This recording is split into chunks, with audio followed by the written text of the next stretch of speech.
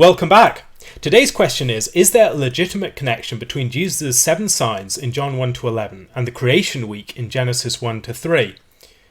Theopolis has just started a new podcast series on John's Book of Signs. We begin with an introduction to John more generally, and then we get into a number of the sign narratives.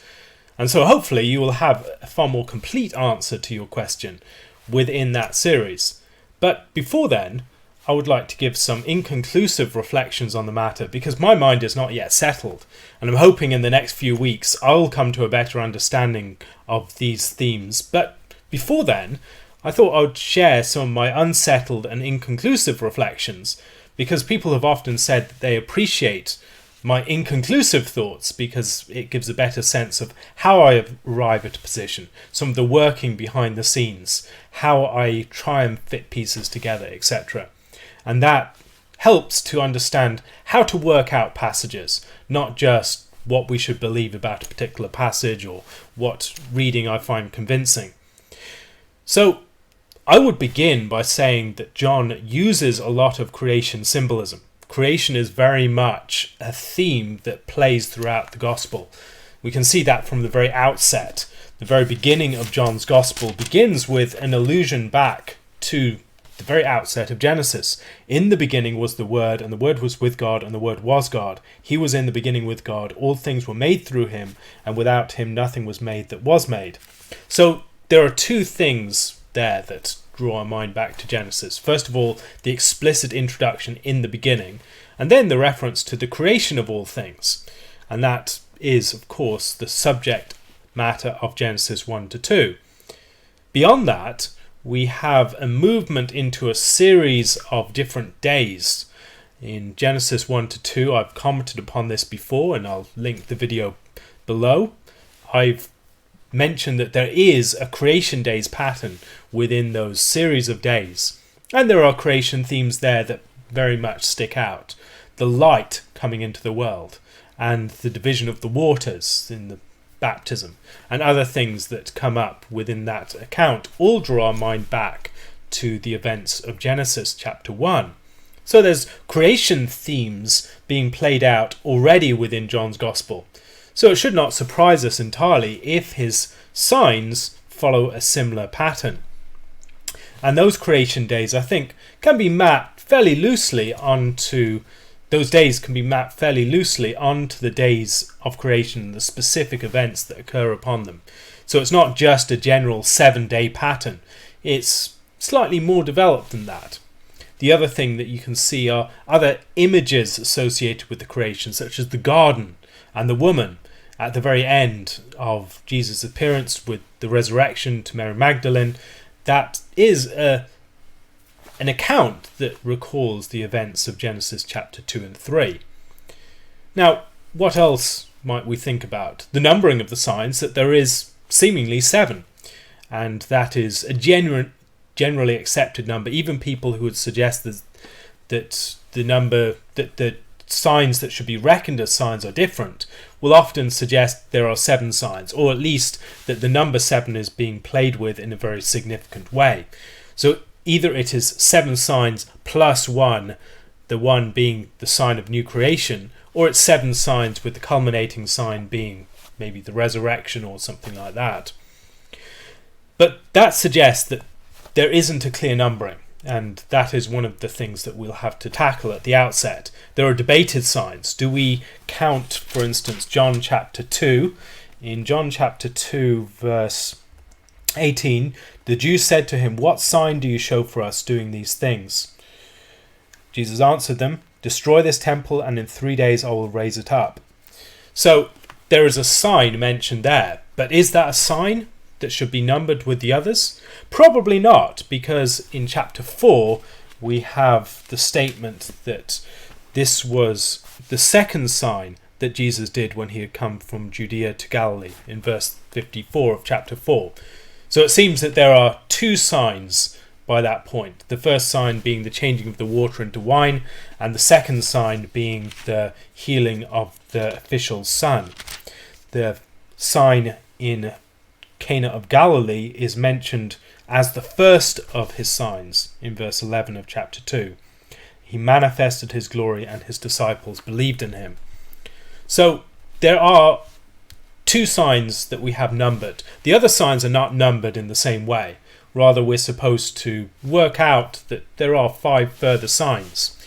Signs play an important role in John's Gospel. These aren't just generic miracles or demonstrations of Christ's power, and I'll get to this in a moment. They seem to have some symbolic and typological dimension to them, that they're authenticating symbols, that they present who Christ is in what is done.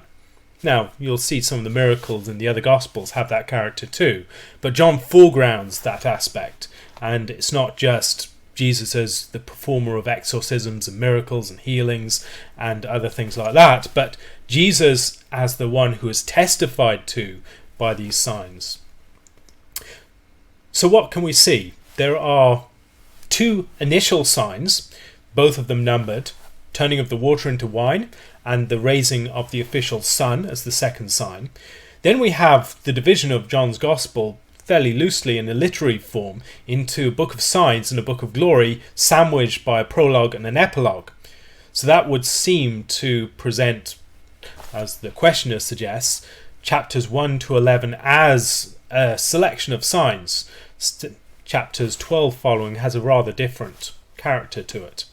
So the suggested numbering, some have suggested that we drop out the events, that we drop out the sign of walking upon the water, that is actually connected with the changing of the multiplication of the bread and the feeding of the 5,000, and others have suggested that we add in as the 7th sign the death and resurrection of Christ, which is connected with sign imagery elsewhere in the Gospel, as Jesus is lifted up, as it were, as a sign to the people, and he signifies the sort of death that he's going to die, and he talks about being lifted up. Then we might think about the events of chapter 21 as a sign. It's a sign of what will later on occur to the church. And what happens in that chapter is clearly symbolic in some way of the later mission of the church to the nations, that they will be fishers of men and that they will receive a great bountiful harvest for their labours. We can connect it with the events of Ezekiel chapter 47 with the gematria and other references, and the reference to 153 fish. I think I've done a video on that at one point. So there are sign elements in the later book of glory, in the section and the prologue the epilogue that follows it. So people have suggested that we should include those in the numbering of the signs. But the suggestion for the 7 that I'm generally going to go with, and it's one suggested by Peter Lightheart and others, is the numbering as follows. The first sign is the multiplication or the changing of the water into wine. The second sign is the raising of the official sun. The third sign is the events of chapter 5 with the raising of the paralytic. The fourth sign is the feeding of the 5,000. The fifth sign is the walking upon the water. The sixth sign is the healing of the blind man in chapter 9. And then that's the sixth sign, and then the seventh sign is the raising of Lazarus. We can think about the various sign elements within these. They are forms of authentication and revelation of Christ's identity, and they're not just miracles, as I've suggested already. In the events of John chapter 2, we see some of this, that Jesus is the bridegroom, and he comes at a wedding feast, and he does what the bridegroom was supposed to do in providing wine. It's a secret sign that's performed so that most people don't recognize what's taken place. It's a hidden event, but yet it testifies to his true identity, not just to his power, but to his identity as the bridegroom. And those bridegroom themes and wedding themes pervade the book of John and continue into the book of Revelation, where they're really consummated in the final wedding supper of the Lamb and the descent of the bride, etc. The Another example of sign elements might be seen in chapter 5 with the healing of the man at the sheep pool. It's an event where there's a healing pool, he needs to cross over, he needs to go into the land, into the city. He's kept out of it, and he's been in that state for 38 years. 38 years is a significant number. It's the number of years that Israel wandered in the wilderness after their failure to enter into the land. Now, the man is seen as someone who has sinned, and his sin is associated with his condition. So he symbolizes something more than just himself. It's not just an event of power and grace in Christ reaching out to this man, but rather it's an event in which Israel, represented in the state of exile, is brought into the city, is brought into the land, and Christ, as the new Joshua, is the one that brings them in. So there are sign elements within these various signs. These signs have elements within them that are authenticating, that are revelatory, they express who Jesus is, not just being a demonstration of his power and his, as it were, his divine muscle. That's not what they're really about. They're about something more than that, demonstrating who he is and what his mission is about, what he has come to achieve. Now, can we see any parallels and connections between signs and days of creation? It's worth asking at this point whether there need to be these sorts of things for creation symbolism to be at play. I think for a creation symbolism to be at play, all you would need is 7 signs and a significance given to that number. Maybe in the 7th sign being a climactic sign, maybe that is the one where there is a connection with the days of creation. Or maybe in the next sign, a new creation sign, the 8th day, as it were. So it doesn't have to be a mapping on to day by day for there to be creation symbolism. But there have been suggestions of this mapping of the signs onto creation days. Peter Leithart suggests the following, that the water into wine is associated with Christ manifesting his glory. That's the way it's described at the end, when the sign is described as a sign. He's giving light in the darkness. And then the second sign doesn't seem to have a very clear connection with the second day. What sort of connection could we think of? I think any connection would be a bit of a stretch. I'm not seeing a clear connection here. Maybe the distance, the separation, heaven and earth, Christ healing from a great distance. I think that is a fairly tenuous connection. I don't think that it's likely to be the right one. The third sign, there's the separation of water and land. The man has to cross over the water, the healing pool, and enter into the land, into the city. It's connected with the events of crossing over the Jordan, entering the promised land after the Exodus. So maybe that water land theme that's playing there is something that connects it with the third day. The feeding of the 5,000, the significance, it would have to be connected with the sun, moon and stars in the firmament. How would it do that? Leithart suggests that it's because they want to make Jesus king, and kings and rulers are in the firmament. Perhaps. I'm not sure I find that very convincing. Other connections might be the division of the people among the disciples, that they are established as sort of rulers over this multitude, that it's connected with the mountain, it's connected with the themes of Exodus and Sinai. It's around the time of the Passover, they cross over the sea. Jesus, followed by a multitude into the wilderness, they go to the mountain and he provides bread miraculously. So it's manna themes. Maybe there are themes of sun, moon and stars as he's establishing the structure, the authority structure of a new Israel with his disciples as he divides the people among them. That's a possibility. I think it's a fairly it's a tenuous one. Again, I'm not very convinced by it. The fifth day would be Jesus walking on the water, and so it's the day associated with the sea creatures. They're upon the waters, and Jesus is walking upon the waters. That is possible. but again, it's not a particularly clear one. The sixth day, the blind man receiving his sight, Jesus is making a man new with the use of clay, just as man was fashioned from the clay. There's a possible connection there. And then Lazarus being raised is new life and Sabbath. Those are Peter Lightheart's suggestions, and I think those can be fleshed out a bit. But again, they're possible connections, and I think there's some weight to them, but I wouldn't put that much weight upon them. They're initial connections. Now, if anything can be connected, then nothing can really be connected. And I can see a number of ways in which some of these signs could be connected with various days. Some that don't really fit any day neatly at all, like the raising of the official sun. The changing of the water into wine. I mean, I can see that being connected with a number of other days. It could be connected with the seventh day, with the wedding feast. It could be connected with the third day, the provision of wine and the trees bearing fruit. Or it could be connected with the sixth day, man and woman being brought together in marriage.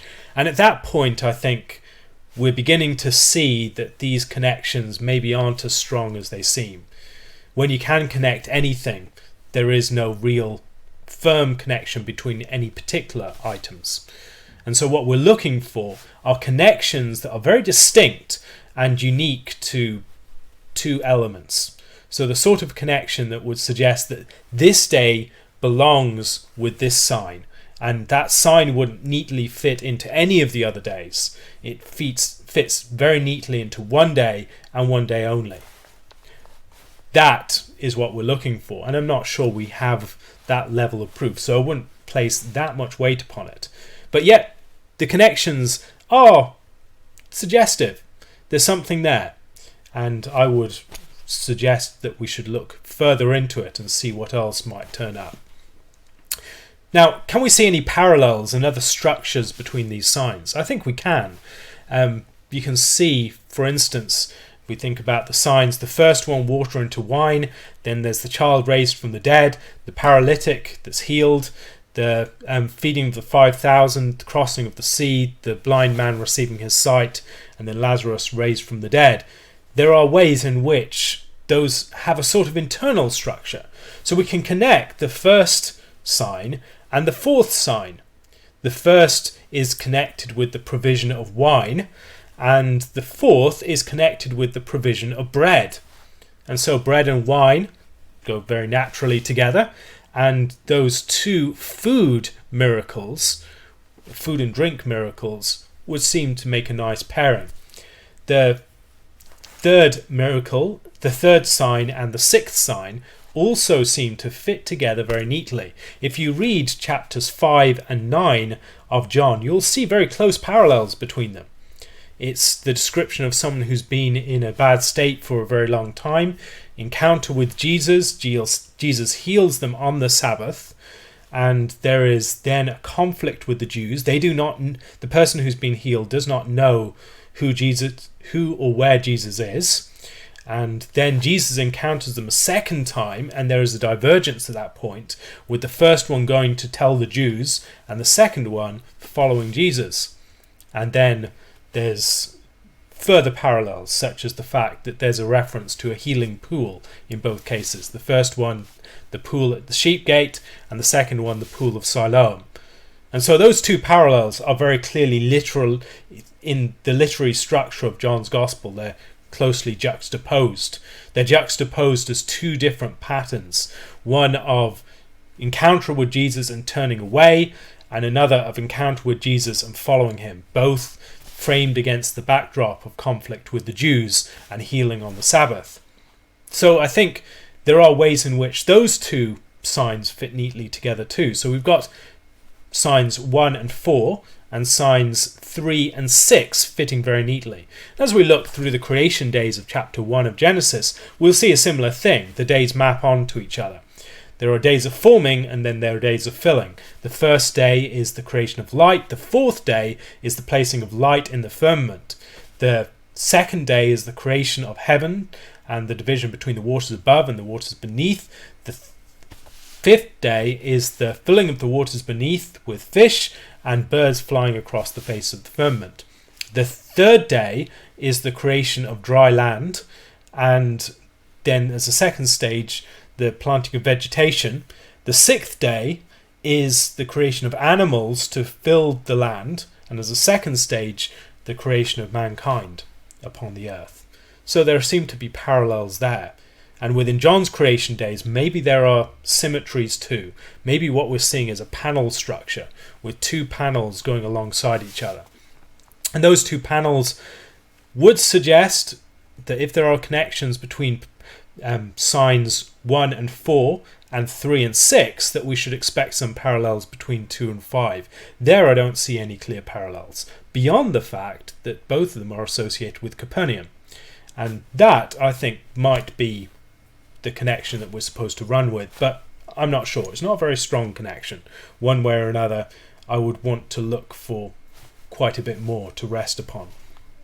And so we've seen parallels between the first and fourth, second and fifth perhaps, and then the third and sixth quite definitely. Those three sets of two signs, which leaves the final sign as the raising of Lazarus. And the raising of Lazarus is given a particular prominence within the Gospel of John.